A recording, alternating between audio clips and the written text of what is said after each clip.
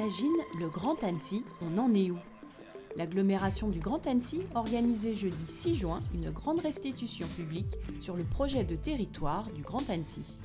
En 2018, 3000 personnes ont participé à l'élaboration de ce projet et 90 objectifs ont été retenus.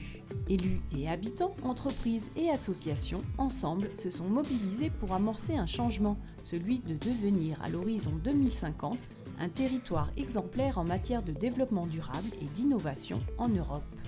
Le 6 juin, 6 mois après le vote de ce projet de territoire, le Grand Annecy invitait donc élus et habitants pour faire le point sur la mise en œuvre et le suivi des 90 objectifs du projet de territoire. C'est ça l'esprit de ce soir, c'est un premier point après 6 mois. On ne va pas reprendre tous les 90 objectifs, mais simplement parmi ceux-ci, il y a déjà des choses qui ont été faites. Je me dois de rendre compte avec les collègues vice-présidents du travail déjà mené depuis 6 mois et puis reprendre une série d'engagements qui seront bien sûr ensuite déclinés, votés par l'Assemblée des élus et mis en œuvre avec les différentes équipes. Je crois qu'il faut commencer par un chiffre. Le Grand Annecy, c'est quand même 84% de terres, d'espaces agricoles, de forêts et d'espaces naturels. Parce qu'on entend beaucoup, on construit beaucoup, mais n'empêche que la plus grande partie de notre territoire, ce sont des espaces agricoles et naturels. Alors évidemment, c'est un équilibre auquel vous êtes très attachés, vous nous l'avez dit, et le premier axe du projet de territoire, qui est justement intitulé « Un territoire où chacun pourra vivre en harmonie », il vise à préserver cet équilibre. Alors il y a 3 ambitions politiques majeures qui tournent autour de ce premier axe.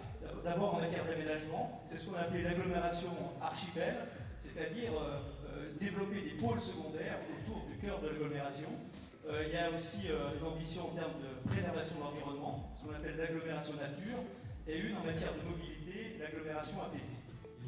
L'objectif numéro 31, c'est ça, et qui était de mettre des bus plus fréquents et dans une amplitude plus importante. Ça a été fait dans le cadre du plan de mobilité court terme, qui s'est appliqué pour la partie urbaine en tout cas, dès le mois d'avril 2019, c'est-à-dire il y a quelques semaines. Et donc on a aujourd'hui des lignes fortes qui sont structurantes et sur lesquelles on va continuer à travailler pour en faire peut-être des lignes encore plus structurantes dans l'avenir et qui vont nous permettre aussi de peut-être mailler des réseaux qui ne seront pas tous centralisés sur le pôle gare. Et puis maintenant, on est dans la mise en œuvre, c'est-à-dire on se dit, je prends l'exemple, on veut être capitale verte de l'Europe. Bah oui, c'est dans le projet de territoire, c'est des habitants qui nous ont dit qu'il faut qu'on ait une ambition très forte en matière de développement durable. Une fois que tu as dit dans le projet de territoire, on veut être capitale verte, on s'est regardé, c'est quoi le cahier des charges, comment on fait, etc., etc.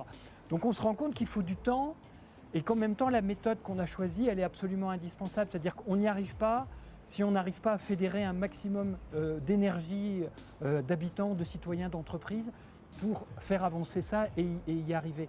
Donc c'est là-dedans qu'on est aujourd'hui au bout de 6 mois, c'est se dire on a mieux mesuré le temps qu'il faut passer, les enjeux qu'il y a, et maintenant on fait le point avec les habitants sur comment on va véritablement concrétiser tout ça. J'apprécie vivre à Annecy, on a une qualité de vie, je pense qu'elle pourrait être encore améliorée.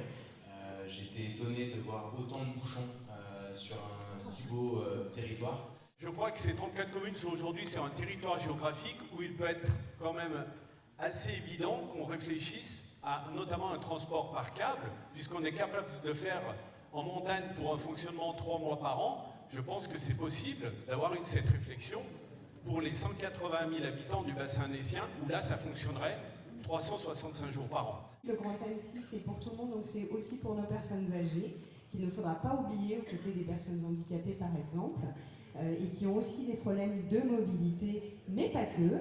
L'ADMR, c'est aussi des salariés avec des salaires qui sont ceux de nos conventions collectives et qui ont aussi des problèmes de logement, et pas que sur Annecy, et donc de prévoir aussi et d'anticiper ces besoins. Aujourd'hui, nous avons de réelles difficultés de recrutement parce que les gens ne peuvent pas venir s'installer sur le département. J'ai un exemple de projet juste à côté de chez moi, d'une usine à bitume, qui me pose énormément de problèmes, qui va polluer l'air que mes enfants vont respirer à l'école, que tous nos enfants sur la commune et aux communes environnantes vont respirer, avec un passage devant chez moi d'au moins 250 camions par jour.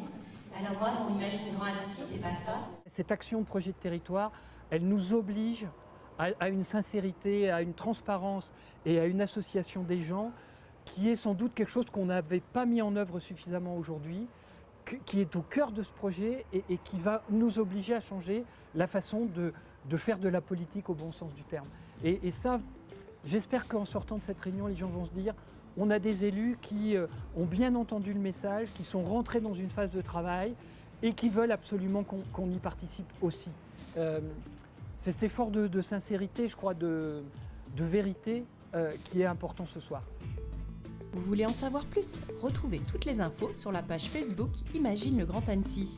Et rendez-vous pour la prochaine restitution publique le 19 décembre.